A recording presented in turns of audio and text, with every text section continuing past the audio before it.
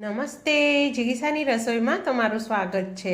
આજે આપણે ગુજરાતમાં સૌરાષ્ટ્ર સાઈડની famous sweet dish thabdi penda બનાવવાના છીએ। તો તમે જોઈ શકો છો કેટલા સોફ્ટ અને દાણેદાર બનીને તૈયાર થયા છે। તો ચલો જોઈએ રેસીપી। તો અહીંયા મેં એક કઢાઈ લીધી છે અને તેમાં હું 1 લીટર ફૂલ ફેટ મિલ્ક એડ કરીશ। કઢાઈને થોડી પાણીથી મેં ભીની કરી દીધી હતી જેથી કરીને મલાઈ નીચે ચીપકે નહીં। દૂધ ગરમ થાય ત્યાં સુધી આગળની પ્રોસિજર કરીએ। તો ફ્રેન્ડ્સ, અહીંયા મેં ફટકડી લીધી છે, આ એનો પાવડર છે। તો એક નાના બાઉલમાં 3 ચપટી ફટકડીનો પાવડર લેવાનો છે અને 3 નાની ચમચી નોર્મલ ટેપ વોટર લીધું છે। બધું જ સારી રીતે મિક્સ કરી લેવાનું છે। બીજી સાઈડ આપણા દૂધમાં પણ ઉભરો આવી ગયો છે, તો થોડું થોડું કરીને ફટકડીનું પાણી આપણે દૂધમાં એડ કરવાનું છે અને સાથે સાથે દૂધને હલાવતા પણ રહેવાનું છે। એકસાથે બધું જ પાણી એડ નથી કરવાનું, નહીંતર બધું જ દૂધ એકસાથે ફાટી જશે અને ગઠ્ઠા જેવું ફાટશે। આપણે એક સાઈડ પનીર થઈ જાય અને એક સાઈડ પાણી થઈ જાય તે રીતનું દૂધ નથી ફાડવાનું, આપણે દાણેદાર દૂધ ફાડવાનું છે। તો આ રીતના દાણા જ્યારે દૂધમાં દેખાય ને તો પછી આપણે ફટકડીનું પાણી આમાં એડ નથી કરવાનું, ફક્ત તેને હલાય જ કરવાનું છે। જ્યાં સુધી બળીને દૂધ અડધું ના રહે ત્યાં સુધી આપણે સતત તેને હલાવવાનું છે। થોડું થોડું પાણી એડ કરતાં કરતાં આપણે આને હલાવવાનું હતું, તો એ રીતે દૂધને મેં દાણેદાર ફાડી લીધું છે। હવે આપણે ગેસની આંચને વધારી દઈશું। હાઈ ફ્લેમ પર ફટાફટ આ થઈ જતું હોય છે, જેથી કરીને હું તેને હાઈ ફ્લેમ પર લગાતાર હલાવી દઈશ। તો તમે જોઈ શકો છો દૂધ ઘાટું થઈ ગયું છે, તો તેને હું બીજા બર્નર ઉપર લઈ લઈશ અને આ બર્નર પર મેં એક પેન રાખી દીધી છે। હવે આપણે 100 ગ્રામ ખાંડ લેવાની છે। ખાંડને આ રીતે પેનમાં ફેલાઈને નાખવાની હોય છે અને ગેસ આપણે ચાલુ કરી દઈશું। હાલ પેન આપણી ઠંડી છે એટલે ગેસ મેં ફાસ્ટ રાખ્યો છે।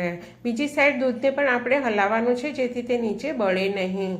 જેવી ખાંડ ઓગળવાની શરૂઆત થાય તરત જ આપણે ગેસને ધીમો કરી દેવાનો છે અને બસ આ જ રીતે આપણે પેનને ગેસ પર ધીમા ગેસ પર રાખવાની છે। ધીરે ધીરે બધી જ ખાંડ છે તે મેલ્ટ થઈ જશે। તો તમે જોઈ શકો છો કે ધીરે ધીરે આપણી ખાંડ મેલ્ટ થઈ રહી છે।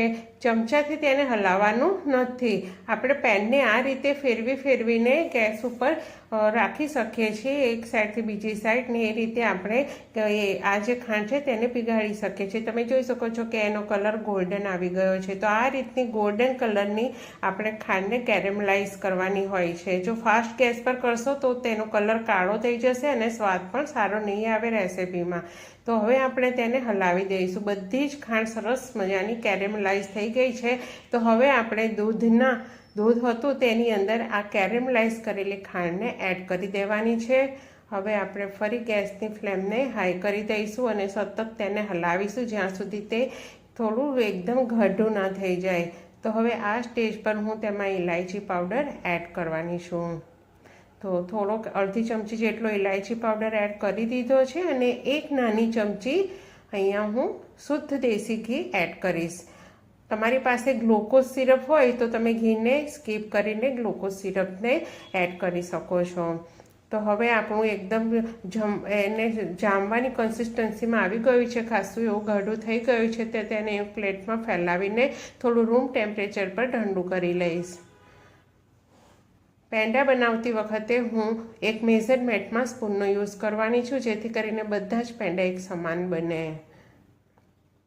તો આ રીતે આપણે પેંડો બનાવીને તેને એકદમ થોડો સ્પ્રેડ કરી દેવાનો છે। આ રીતે ડ્રાયફ્રૂટ્સ એની ઉપર કોટિંગ કરવાનું છે અને પેંડાનો આ રીતનો શેપ આપવાનો હોય છે। ઉપરથી આપણે થોડું એને પ્રેસ કરીને સાઈડમાંથી તેને આ રીતના રાઉન્ડ શેપમાં પેંડો કરી દેવાનો છે।